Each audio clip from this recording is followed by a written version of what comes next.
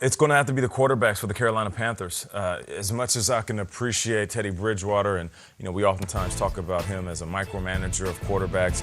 Early in the show, Strays, you were talking about Mac Jones, and I said there's nothing wrong with being, steady Eddie, a guy that you can consistently count on. I think the question I have for the Carolina Panthers and Teddy Bridgewater is Teddy ready? Sam Darnold. No. I'm talking about earlier in the show, you were talking about Mac Jones, and I said there's nothing wrong with being steady Eddie. But in this situation, I'm asking, is Teddy ready? A play on words, Trace. That's what I'm saying. Steady Teddy. That's what I'm saying. But when it comes to these two quarterbacks, it's Teddy Bridgewater and Sam Darnold. And you look at the last two seasons that these guys had. I mean, the last season, they just didn't play well. And Sam Darnold with the Jets and everything that was going on, him being banged up, not having playmakers, you don't have the tape on Sam Darnold to say, this is our guy. So even when the trade happened, everybody was like, okay, all right. We like the fact that Sam Darnold gets another opportunity, but he didn't play well in a Jets jersey. And I get it. You can give me 1,000 reasons why. Yes, we can. But let's just talk about pure numbers. He did not play well. Teddy Bridgewater, you can give me 1,000 reasons. Well, Christian McCaffrey wasn't there. And they were dealing with a new system, and they got a new head coach, and he didn't play well. So you have two quarterbacks who in their past seasons did not play well. So the question, is Teddy ready, and is Sam Darnold going to be the man? Yeah, when they say, Teddy can go explore his own trade, that's why I was interrupted. It's probably Sam Darnold. You think Teddy Bridgewater still has a shot, even though they're saying, hey, go explore your own trade possibilities, and we just traded all this for Sam Darnold? To me, it's a foregone conclusion. It is Darnold. You think it could possibly be Teddy? Yeah, well, Sam Darnold went 2-11 last year.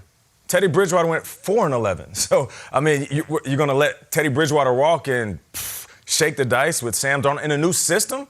I mean, if they're going head-to-head and fighting for the spot, I couldn't tell you that Sam Darnold would beat out Teddy Bridgewater. I mean, and it's funny because they actually were head-to-head in New York, and that was when they first moved in. It's crazy that this is full circle here. Repeating itself. I'm going to go back to Jameis. It's the Saints are like a perennial playoff team, and Jameis was not a perennial playoff quarterback. So I'm just curious. It's a question mark. I'm not, again. Huge question. I think we're all pretty positive, far more positive on Jameis than other places on sports television. And we all like Jameis's game and saw him excel, and it's just limit the mistakes. It can be great, but gosh, again, Drew Brees is one of the greatest quarterbacks to ever play football. And you're inserting a player who led the league in interceptions the last time we saw him in a full-time starting role. So to me, he's the greatest question mark. Because if Jameis is good, if Jameis is great, Saints could be a problem this year. Doesn't Jameis have to be better than Drew, though, to get them to, just the basic logic? Maybe that new energy is something different, right? Drew, all right, we're in the playoffs again. We've lost these games. And now Jameis comes in, and it's hey, there's this young, unbridled enthusiasm from Jameis. It's just a different vibe. So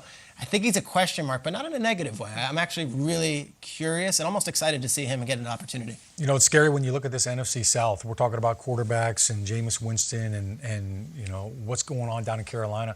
Let's not forget about the Tampa Bay Buccaneers and their offense and their quarterback and Tom Brady. So I'm looking at this division, and I'm saying, to me, the biggest question mark is this Atlanta Falcons defense. When you look at if you're a Falcons fan, all right, you may want to not hear this, but you've been in misery right now with what's been put out there defensively. Misery loves company, so we're joining you right now, looking at what's gone on for the last 3 years down in Atlanta. Dan Quinn was brought to Atlanta, and I love Dan Quinn. He's a Morristown guy. He's got Jersey in his veins, but he was brought there to bring a great defense, and this is what he had, Kate. He did not. What question do you have about this? What's the question? My question is, Dean Pease is now taking over. Okay. I know everybody's focused on Arthur Smith and Matt Ryan, and what are they going to do? Are they going to take Kyle Pitts, and who are they going to draft offensively? My question is, who's playing defense? Can they stop anybody in this division? We're talking about these offenses they're going to be going up against 6 times in the next season. And can Dean Pease completely morph this defense? It's a different scheme from what Dan Quinn was running defensively. And you look at the cupboard, look at the roster.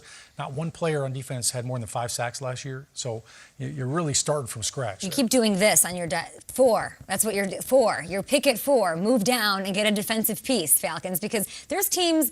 Triggs, when this is year in, year out, you're losing sleep over the Falcons defense. No, I'm in more about you're over here. And when you decide to prove me wrong and differently, then we'll give you some love and respect. They need to do something defensively, hopefully in the draft. Patriots trade up. The worst year. Let's go. The worst year to be number 4 for them because there's no elite defensive. Until later, yeah. There's no Myles Garrett. You don't want to force the issue. I know. It's easy to say what teams want, yeah. But if that is not available, then don't force it. Force the issue. I see you're all about the words. I don't think that's what was happening.